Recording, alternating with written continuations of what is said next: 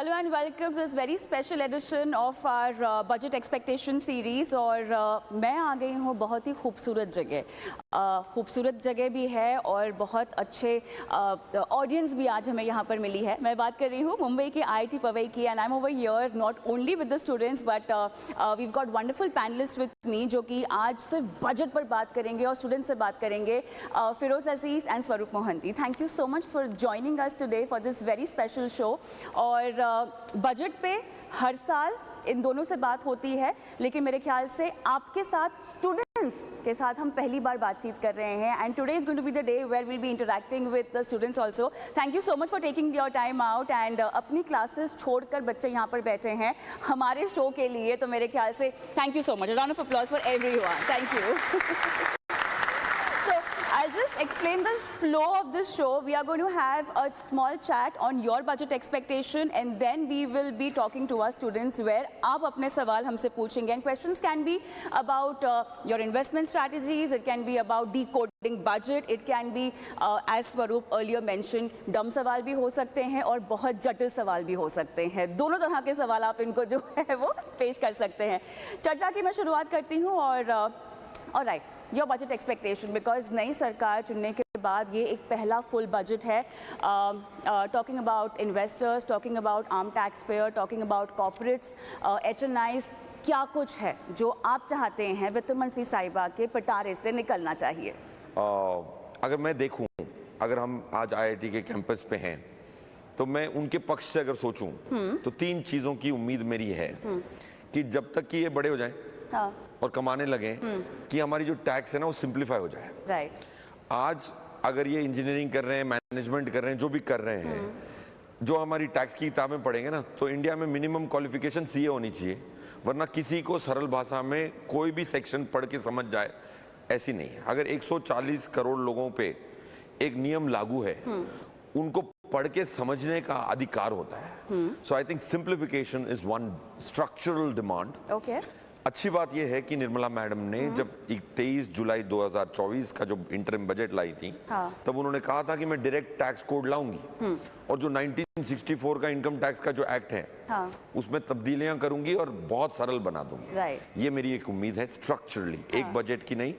What is the future? Second, मेरी ये मांग है कि स्ट्रक्चरली अगेन 2 सेक्शन जिन्होंने लोगों को बेघर रखा है, किरायों को मकानों में रखा है, वो 2 सेक्शन, सेक्शन 54 और सेक्शन 54F को अबॉलिश किया जाए। ये बजट में ना तो एटलीस्ट जब ये इनको घर खरीदने की बारी आए तो वो 2 सेक्शन ना हो तो आपको सस्ते में घर मिलेगा। ये कौन से उटपटांग सेक्शन है कि भाई जिससे आपको घर मिलने में दिक्कत हो रही है? क्योंकि उसमें क्या होता है कि एक बहुत अमीर आदमी 10 घर खरीद सकता है, परिवार में 4 लोग होते हैं, 2-2 घर खरीद के उस पर टैक्स की रियायत ले लेता है। इंडिया एकमात्र देश है टॉप 5 इकोनॉमीज में जो ऐसा सेक्शन है जो एक अमीर आदमी अपना घर बेचता है, उसमें जो भी टैक्स आती है वो नहीं पे करे अगर वो दूसरा घर खरीद ले। तो ऐसा तो इक्विटी में नहीं है कि मैं एक शेयर बेचूं और उसकी टैक्स में मुझे छूट मिल जाए क्योंकि मैंने दूसरा शेयर खरीदा। इसी वजह से बहुत सारे घर इन्वेस्टरों ने लेके रखे हुए हैं और लोगों को किराए पे दे रहे हैं। ये 2 सेक्शन अगर अबॉलिश हो गई तो इंडिया की हाउसिंग अगले 10 साल में सॉल्व हो सकती है। तीसरा, मेरे हिसाब से जो नई टैक्स रिजीम है, नई टैक्स रिजीम में आपको ये बोला गया है कि आप अपने पैसे लें और उससे जो मर्जी करें।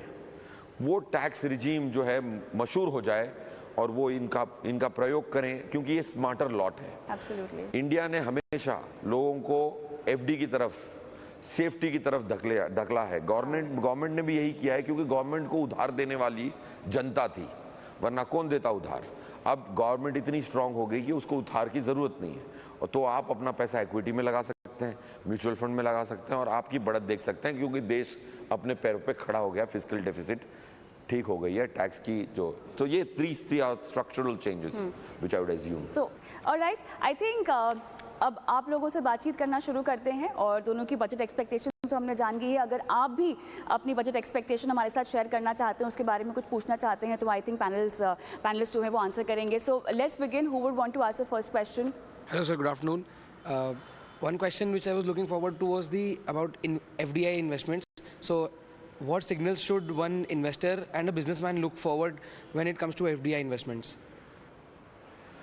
See, I tell you, from an FDI, foreign direct investments, I personally think if you can ask this from two perspectives, आप एक निवेशक के हक से पूछ सकते हैं, एक एंटरप्रेन्योर के हक से पूछ सकते हैं, right, could be in the manufacturing industry.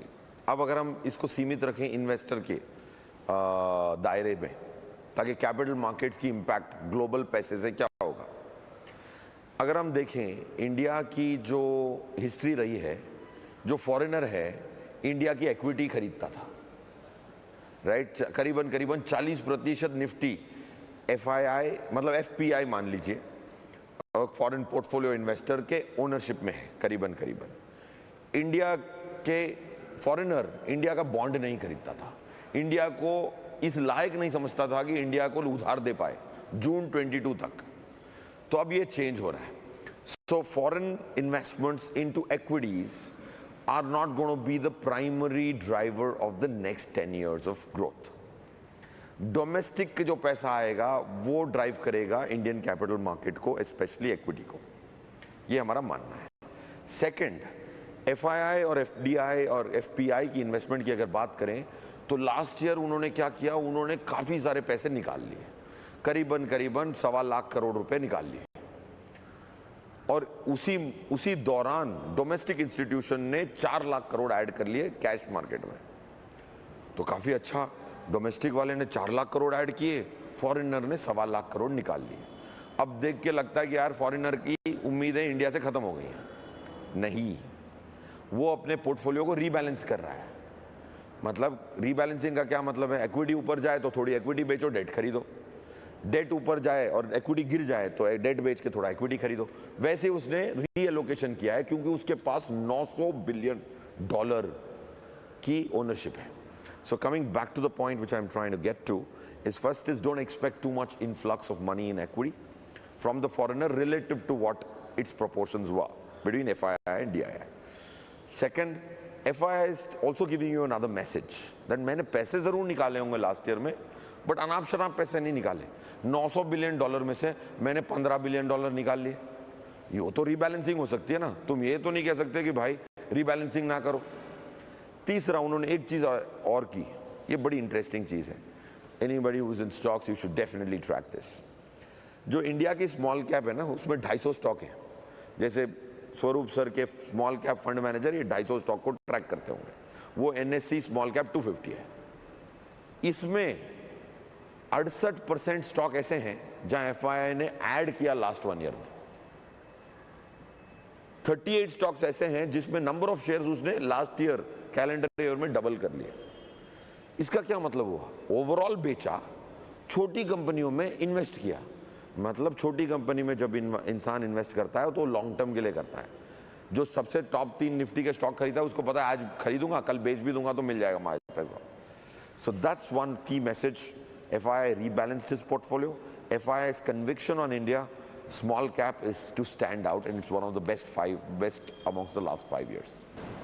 I think we see that India is focusing on manufacturing, but still we see that there is a dip in the GDP from 6.6 to 6.4.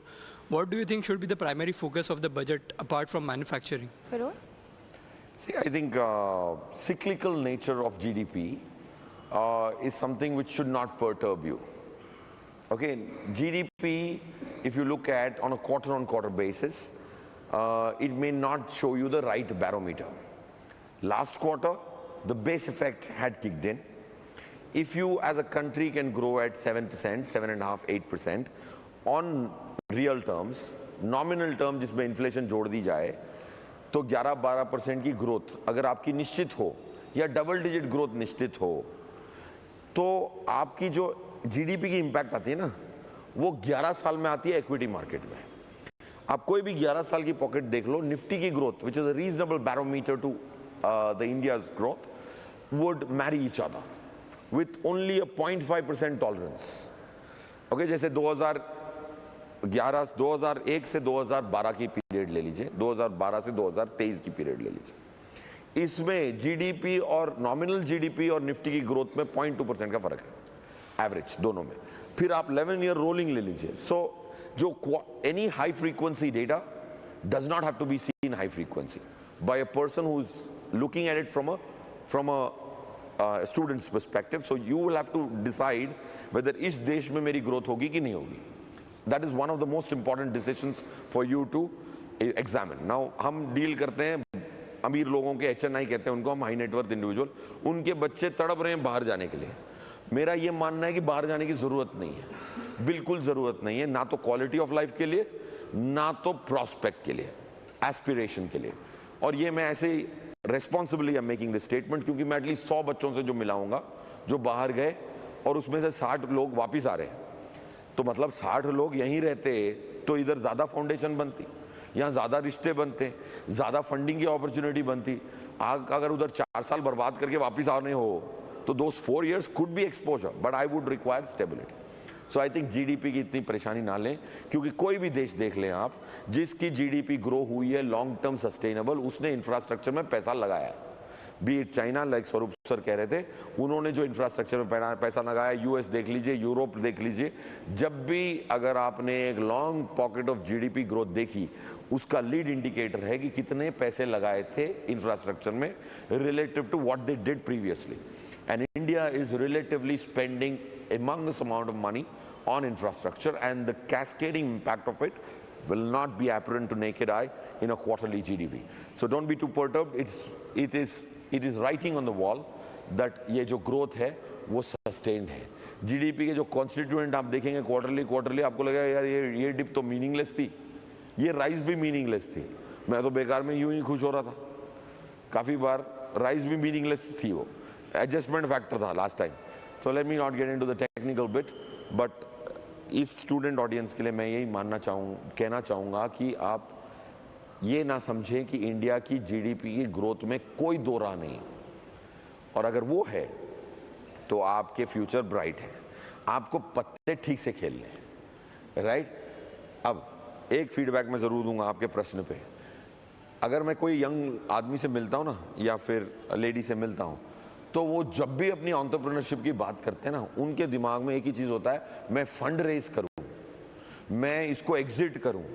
Please don't ever do this mistake of building a business to become wealthy. Build a business to solve a problem. There is no way you will not be wealthy. ये जो 3 idiots में हम सुनते हैं ना, हम अगर success के पीछे ना एक्सेलेंस के पीछे भागो, ये कहना आसान है. मैं बट 100 लोगों से मिलता हूँ, 99% बोल रहे हैं कि यार ये फंड करूंगा, फिर लास्ट में ये बेचूंगा, इतने पैसे आएंगे, वो खिचड़ी पकाते हैं. ये नहीं करोगे तो जरूर आपका बिजनेस अच्छा करेगा, क्योंकि जिससे आप पैसे मांग रहे हैं वो भी स्मार्ट होगा ना. He will see through this reasonably well. We talk about investing in long term. We talk about budget being one of the event जो कि long term investors को उसको ध्यान में रख के अपनी strategies नहीं बदलनी चाहिए, allocations नहीं बदलने चाहिए. Students भी और जो viewers भी इस वक्त इस show को देखेंगे, इस बजट में से important takeaway for an investor क्या होने चाहिए that you should be keeping in mind? Firoz?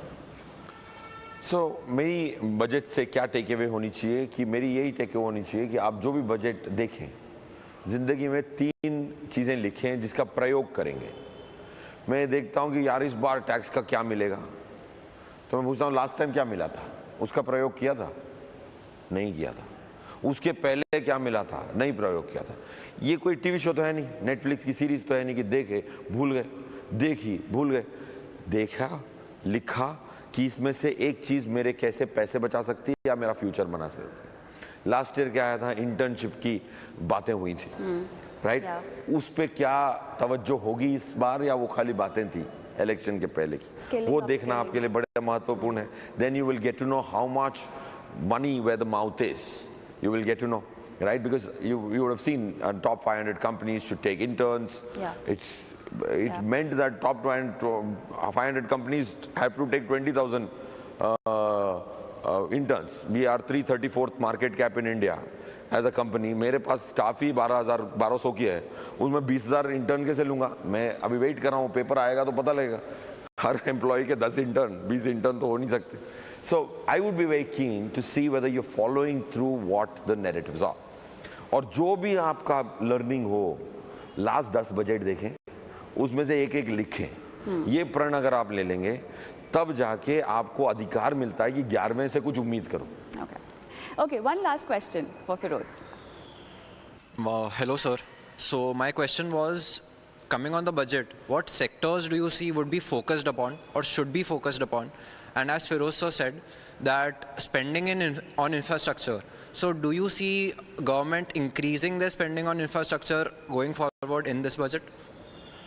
See, I think when you look at sectors, I would not say that the delta changed something dramatically. Now, if you're spending 11 lakh crores on capital expenditure, right? Delta X wo continue ho raha hai ki nahi, that's the more important undertone you will have to see in the budget. Then kya change hua, right? Deltas don't make too much difference.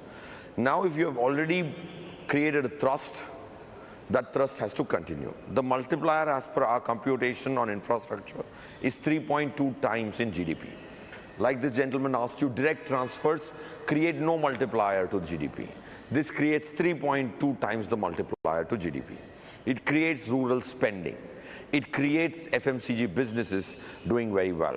That creates further employment. So that's, I would very, very keenly look at जो sector पे इन्होंने पैसा खर्च किया, क्या वो theme चल रही है या डामाडोल theme है. Last thing is for youngsters. One small message I want to give. There is two things. Investing and impressing are two different things. Most of the questions which youngsters ask or they converse on, mutual fund makes you sound dumb. When you two people are speaking, मैं stocks में invest कर रहा हूँ तो mutual fund में invest कर रहा है. It is implied that the stock guy is smarter. Implied, but I will tell you, I have tested 119 portfolios of really rich people who use our broking thinking they can beat a fund manager. Out of that, before tax disadvantage, 5% have beaten. After taking the tax disadvantage, 2% have beaten. So 119 में से मुझे 3 लोग मिले हैं जिन्होंने beat किया 10 साल की इन्वेस्टिंग के बाद. बट वो जो 119 लोग दूसरे 119 म्यूचुअल फंड वालों से बात कर रहे हैं, कॉफी टेबल पे ये स्मार्ट लग रहे हैं, बट एक्चुअली ये बेवकूफ़ है. अगर आपको इन्वेस्टिंग करनी है या स्मार्ट दिखना है, आपको वेल्थ क्रिएट करनी है, स्मार्ट दिखना है, अगर आपका ऑब्जेक्टिव है स्मार्ट दिखना है तो बिल्कुल स्टॉक्स करें. आपका ऑब्जेक्टिव है कि भाई मैं अपना प्रोफेशन करूं, मैं अपनी मैन्युफैक्चरिंग कंपनी चालू करूं, उधर एम्प्लॉयमेंट करूं, तो स्मार्ट दिखना is peripheral tertiary objective. If this one message I give to the second generation of people who own a lot of money, don't get into this rat race of sounding smart. Like people don't do research on law. When it comes to investing, मैं खुद की research करता हूँ. Medicine पे आप खुद की research करके खरीदते हैं. जेनरिक नाम पता नहीं होता लोगों को. अगर मैं कोई भी क्रोसिन दूं तो उसकी जेनरिक नाम पता नहीं होता, तो उधर भी तो रिसर्च करें. ये प्रोफेशन क्यों जिसमें लोग कहते हैं मैं खुद की रिसर्च करूंगा? क्योंकि it gives you the right to sound smart in a social gathering. All right, that was a parting message from Feroz, but yeah. I mean, on a lighter note, do you know the big joke about infrastructure in India in IIT Mumbai? Anybody? It is said that it is easier to get into IIT Mumbai through IIT JEE than JVLR.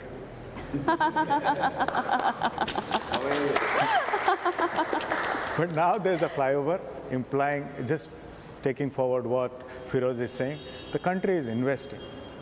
We will be tested after the flyover whether the joke still remains, because the country is also growing. Right. It's a very unique stage.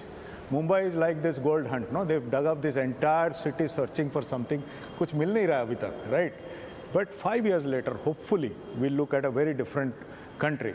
I mean, look at the airports which have come up. I mean, a big fan of the Bangalore airport. You must go and see the new Hyderabad. I just landed in San Francisco and it just blew me away how sad that airport is. This country has this advantage of not testing things, picking up the best from the world, because the world is so, but we are on the right track, but we are a large country with too many people. So it's a little complicated than other countries, and it's a democracy. So when you put the three together, maybe our growth rate will be a little slower, but make no mistake, it's on the right path. Be a little patient, the world is yours in the future, but it is happening, no doubt about that, yeah? All right, so that also gets me on the end of this show. So Budget for Viksit Bharat, thank you so much for joining in today, and thank you so much to both of you and to our viewers. Thank you so much for watching. Goodbye. Thank you.